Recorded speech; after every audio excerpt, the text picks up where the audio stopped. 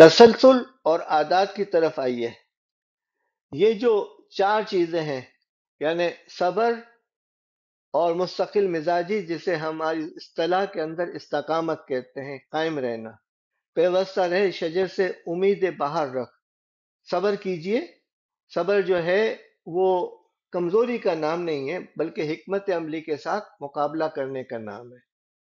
اور جو لوگ صبر کرتے ہیں وہ نتائج دیکھتے ہیں. وَاسْتَعِینُوا بِالصَّبْرِ وَالصَّلَاةِ کا بھی ہمیں حکم دیا گیا ہے. دوسری چیز، اپنے جسمانی اور ڈیجیٹل چیزوں کو، اور فزیکل اور ڈیجیٹل جو چیزیں ہیں ان کو آپ ترتیب کے ساتھ رکھیں، ان کا نظم بنانے کی کوشش کریں. ہر چیز کے لیے ایک جگہ اور ہر چیز اپنی جگہ پر. اپنے کرنے کے کاموں کا ایک سسٹم بنا لیجئے اور سسٹم کا باقاعدگی سے جائزہ لیجئے. خود پر مہربانی کیجئے. خود کا خیال رکھیے.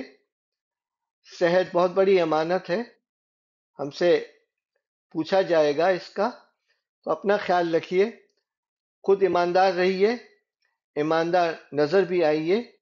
لوگوں کے ساتھ ایسے معاملات نہ کیجیے کہ آپ کو بعد میں پریشانی ہو اور تکلیف ہو.